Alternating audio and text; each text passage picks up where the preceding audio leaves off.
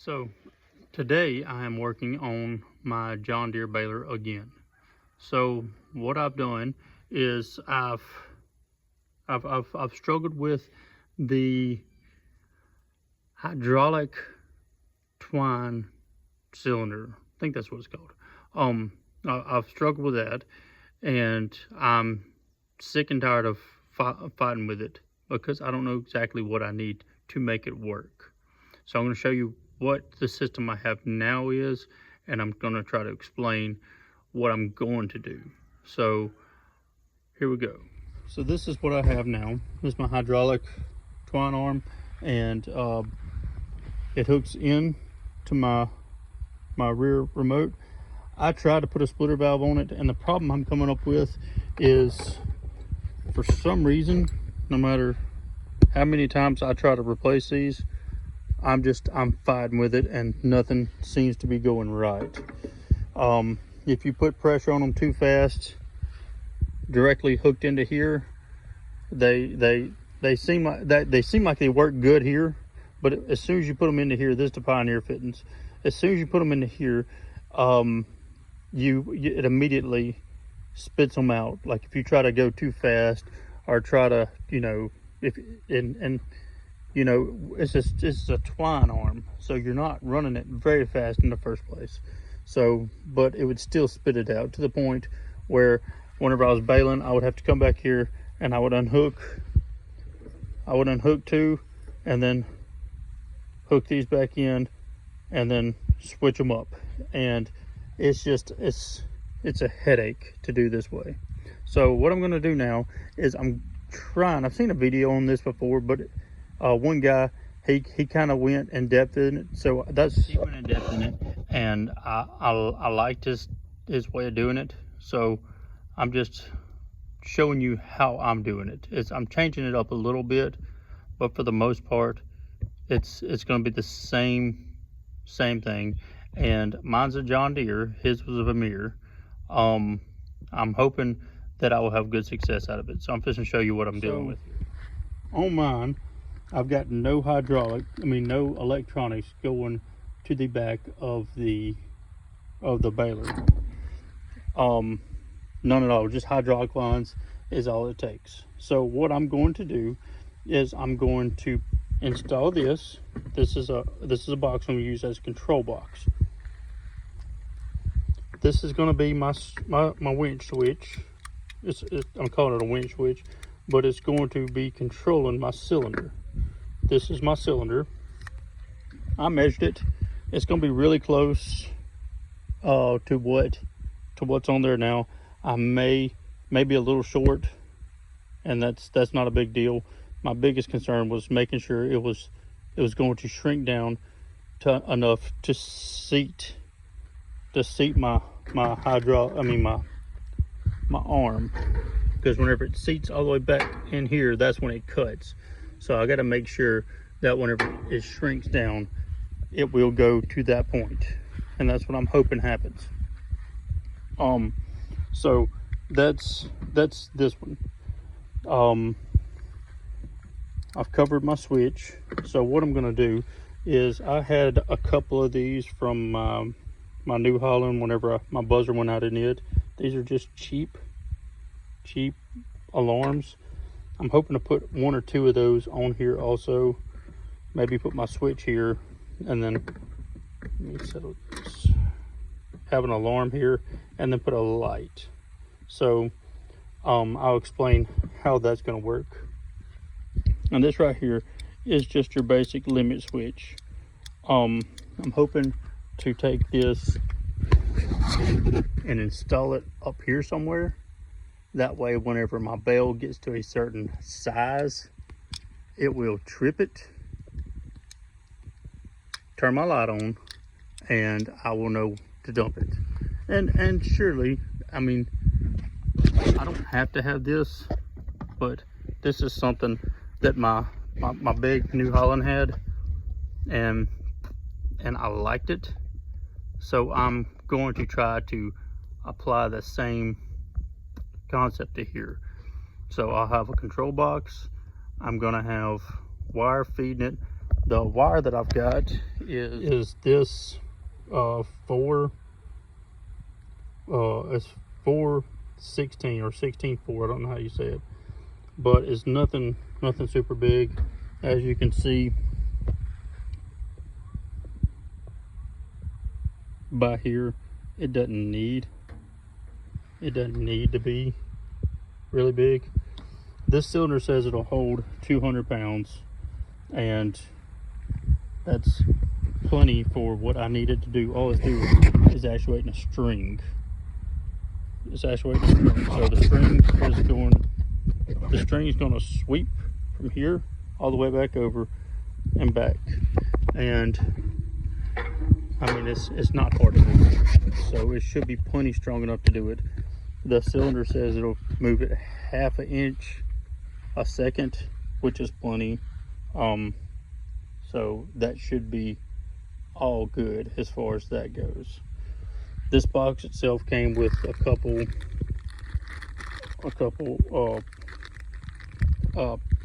wire protectors. Not really protectors, but it keeps all the moisture and whatever out. This came with a cylinder. It's got pins. I got to figure out how to make that work on mine. So that's what I've got, and we'll see how it goes. So looking at it first, I've got to get this pin right here out. Once I get this pin out, I will be able to get this pin, and I'll be able to get that pin back in there that holds that side of the cylinder on. Once I get this cylinder off, I will be able to determine what I need to do as far as how to retrofit my new cylinder. So I got this pin out. I was able to grab it with some channel locks, and it was so tight in there it just broke. So I finally just broke it off, and then took a punch and just pushed it on through. Luckily I had the right one. Now I gotta figure out how to get the other side of the cylinder off.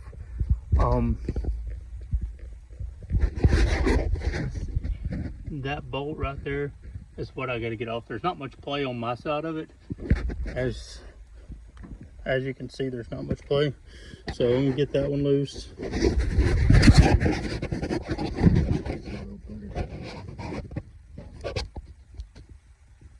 Maybe you can see that. So I got to take that one loose, and I will start trying to retrofit. So I was able to get this one off. It wound up taking a 15/16 on a wrench on the top side, from like right here somewhere. I think it was right there.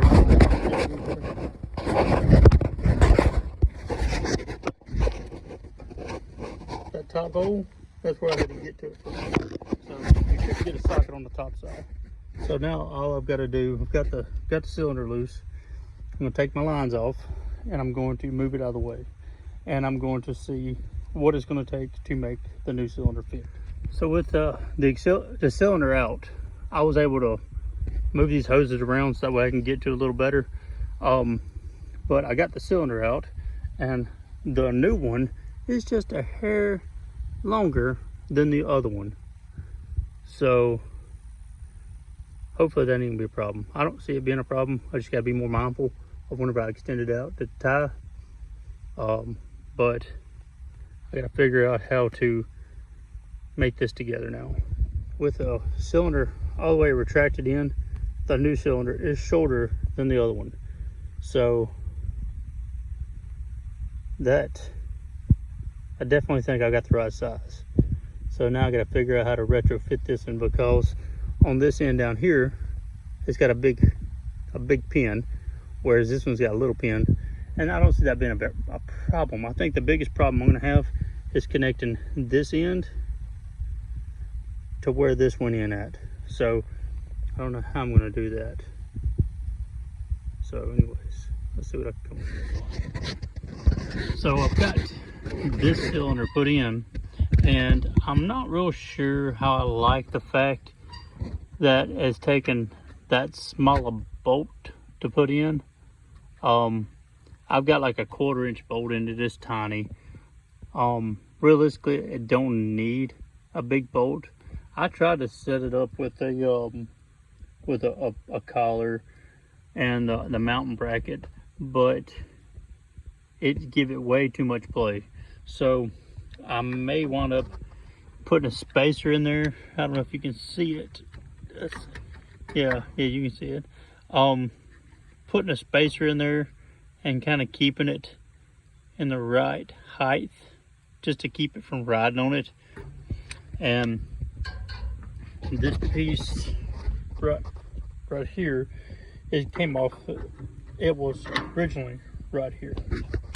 So when you push against it, I want to take this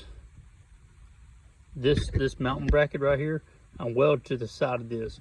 What my hopes is leave everything here for the hydraulic system. And if I leave everything here for the hydraulic system, then if I ever decide to go back with it, then I can, and it won't be a problem. Another thing I'm thinking about here with this limit switch. So this limit switch, I'm thinking about mounting it about here and just making it trip right there, because about right there probably, because it won't be getting in a bind of that, it'll roll on it and it won't hang it up. And about here, I don't know if you can see that, probably pick it up just a little bit. Yeah, I don't know, I like that spot. That makes a 4-foot bale right there. So what I'm probably going to do is put my limit switch to knock right here and drill a hole through here and route my wire. And I don't know where I'm going to place it at, because I don't want it to be in the way.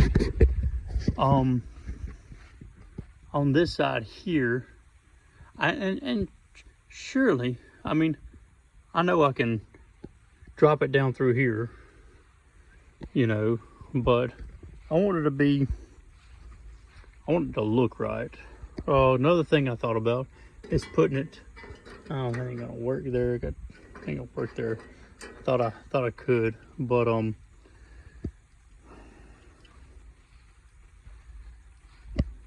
I don't know. I thought about tripping it on this piece, but I'm not gonna have enough room to do that. And over here, I've got a few different options as far as that goes. I could mount it here, like right here, somewhere. Like maybe put a little plate here. And then when this comes up, it trips it, and it would be enclosed there that way. I don't know what I think about that really. So I don't know. I've got a few minutes to think about this. My main goal is to make sure I get my cylinder, my little electronic actuator, I think that's the name of it, is to get it in line first. Because if I don't get this in line, then none of this is relevant. So I've still got all my hydraulic lines. You can see I got them pulled back over here, and I mean I've got a lot of slack on this side, but I'm going to hopefully leave them in there. I don't know. I'm worried this is going to be just flopping around, because there's going to be a lot of hose that I'm pulling up here. These fittings here is what goes to this front hose. I think they're all one continuous hose. Got a lot of extra hose. but I think that's what I got going on. All right, it's a new day. What I've got so far, I've got my box built. I've got my clamps. The way my New Holland was is I clamp it to my starter cables, and that's what I'm doing this time, and I'll explain why in a second. But I wound up getting a magnet for the back of my box, and I'm coming here and show you the box. So this is my box. It's gonna sit somewhere right here, but whenever my bale gets full from my limit switch that I'm installing, my bale gets full, both of these lights will illuminate, and both little horns will buzz. They're not super bright, they're not super loud either. So, but I've got room. If this is not enough, I could add. I have 2 more of these, and I've got like 10 of these. I'll put a link in the description of all the assorted parts. But this is my toggle switch. So I just gotta make sure I orientate that the way that it's sitting here, and I want that to beat it out and back or whatever. But this is my quick connect. Got the 4-prong. It's got a dust cover here and a dust cover here. The reason I'm doing it this way is when I'm not using a baler, I can unhook it and just go put it up. And I'm hoping that's the way it works. And it should. I don't see a problem with that. Aside of maybe just rattling, but if I need to put it on a different tractor, then all I have to do is take this loose, take it off my battery, and hook it up that way. So this is the part I hadn't quite got figured out. I'm going to take my wire, I'm going to run it down through here somehow, so that way it won't be, I ain't got to worry about it getting PTO or getting stuck in the tires or anything. And I want to run it down through here. I wound up taking the old hoses off because they had bad ends and they needed to be repaired anyways. So there's no point in just leaving them in there and repairing them later. I got them taken out, just set them over here to the side, and I'm going to I'm going to wire this up. And once I got this wired up, I had to get, let's see, I got to get another bushing. Yeah, you can see it in there. I got to get another bushing for that. This piece right here was just not quite, I had to figure out a way to make this work. So this is a piece of conduit I have, and I drilled the hole. It was a little over a 3/4 inch hole for this, and I put a pin in it instead of that key they had, and I just mated it to it like that. So I've got and it does function now. It functions like it's supposed to. The only bad side about it is it will sweep all the way around. It will sweep all the way around to this wall.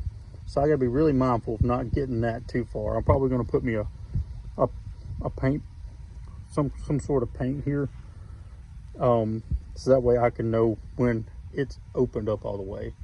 I'm hoping I can route my wires. My plan is to route my wire where all this hose come in, and once I get it up here, hopefully, you know, get it nice and organized to my limit switch up there. I think one option is putting it over here on this side, but I don't really like that idea because it's all enclosed. I would like to have it over here, but the only thing bad about putting it over here is if I put it here, then I have to worry about if a chain comes loose, it's going to rip all this stuff apart, and I don't want that. On the top side, if I put it on the top side where I was wanting to, if a belt comes loose, then I have to worry about it breaking it that way. But it should be far enough out of the way, hopefully nothing ever happens. But I mean, it's a limit switch, it's not super expensive, and hopefully I can secure it. So that's where I'm thinking about putting it at. So we'll see how it goes. I'll show you what I get next. All right, so I got my safety switch.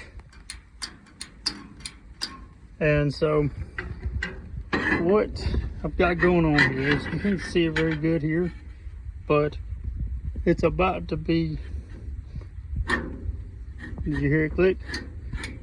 It clicks at the bottom of the P. And that's about right there. That's where I stop it at anyways. So, because if I go too far over, I've got to reset. I got to reset my pickup. So all I did, I took this cover off the backside over here and drilled into it. I'm gonna come in with my wires and place it in. So I'm gonna see what I can get out of that. So I'm in the baler right now. This is my limit switch. I got my wire run. I'll show you how I got that run here in a second. I'm using these little tiny ring terminals, and if you look at it, let's see if I can show this. So when it trips, it connects the top. This would be the bottom too. Sorry, this it would connect these, and then it would trip.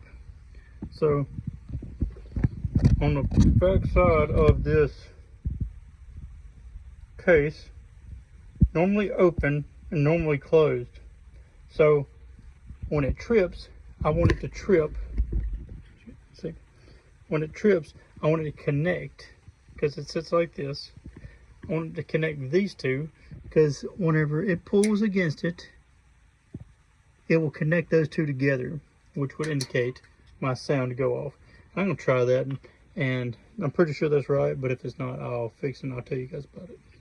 So I'm back up here, and I just got these wires hooked up, and my controller box is hooked up. I need to, well, that's unfortunate. I need to hook up my quick connect wire, so that will tell us if we've got this hooked up right. So if it starts buzzing, then it's wrong. Okay, no buzzing. Let's see. I don't know if you can hear that.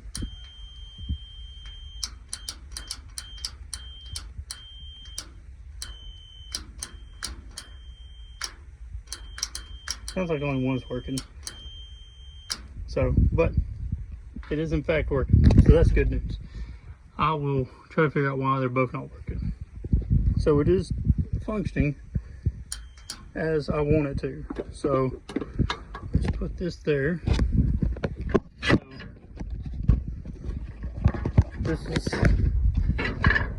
this will be baling, and then I get to my P, and I need to dump it.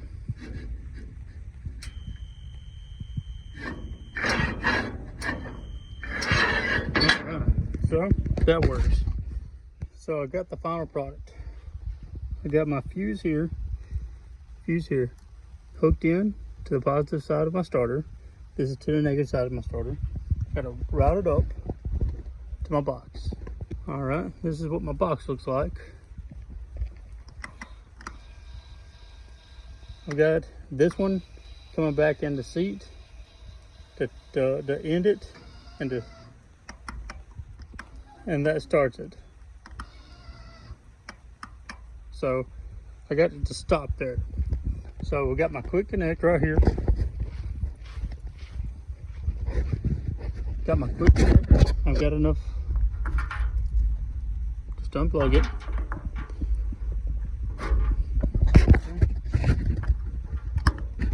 Okay, that's in. I've got it routed around into, I got it zip tied to the hydraulic cable. Then it goes underneath, the same place as the other ones did, into the tunnel of the neck, or the tongue. So it comes out here. I've got my wires, they go to my actuator, secured in this location. Got that secured in that location. got it routed underneath. This right here is the slip clutch, or the slip disc. Goes around through here. I'm gonna get rid of the zip ties in a second. Goes around and up. So they go up. I wound up putting it, I got me a hole right here, and that goes inside this channel. Inside this channel, where I've got it zip tied across it to keep it from getting in that chain's way, and then up to my control, my limit switch. So, and like I showed earlier, this is the bale coming up, and it gets to that P and stops. They don't stop, but it tells me to stop. So so this should be the last part of the video. I may have tried to end it before, but what I had here is that my cylinder had a little play in it because the bolt on the backside was originally like a 1/2 inch, and I wanted to put in a 1/4 inch, so there's a little bit of play on it that way. And when my cylinder would rotate around, it wouldn't seat all the way and put pressure on here, so I was afraid it wasn't going to be able to cut the string right. And it had a little bit of play. So what I wound up doing is, I think you can see it. There you go. I put a piece of angle iron right there, and I drilled the hole as back as possible to it. And when I done that, it minimized the room in which it could move around in freely. So, and because I tried to tighten it down and it didn't work, and I tried to adjust here, because if you take this piece off, there's some adjustments there, and so it still was not doing exactly as I wanted it to. So when I changed this collar right here, this is just some conduit. I had some, I guess, some metal conduit, and that it fit perfectly in the end of it. So I've shortened this by 3/4 inch, and I put my stopper in, my piece of angle iron back there. So it'll come over here and stop good, and it will sweep all the way over here. So now whenever I do it, I have to stop it both ways, which is fine, because I had to stop it before here because it would sweep all the way to the edge, and it'll just wrap on the outside of the bale, which is not really doing anything. So I got to figure out, I got to put a line here to let me know where I need to stop it at. One thing that I've done, I don't know how well this is going to turn out, but right here, I put that there because with my strings sliding through there, all the vibration of the tractor and the baler, it's really hard to tell when your strings spinning out when you're tying a bale. So I know my grandpa's baler he used to have, it had a pulley here that was striped. I mean, it wasn't tan, but it was striped, and whenever it was feeding string out, you could see it spinning. So I got these on Amazon. They were like $3 each. I got all 4 of them for like 12 bucks. So they were pretty cheap. And I just drilled a hole in it, and when you pull on the string, it turns. So I'm hoping that will work out like I want it to. So, but I think this project's done. I'm pleased now with the way it turned out. Time will tell how it does. I'm hoping that I can hear the alarm whenever it's ringing. So I'm not sure if I will be able to hear it, especially with the tractor running and all, because the tractor's old, it's loud. That's fine, I get that. But at least at least I hope I can do it and hear it as I'm supposed to. So that's the project. Like I said, it was about $106 is how much money I have into the cylinder, and I think it's going to save me a lot of time and a lot of effort, and it's going to be a lot easier for sure. If you're interested in it, if you want to try it, it was really easy. Just comment, and I can put all the information that I used. So maybe this helps somebody. Thank you.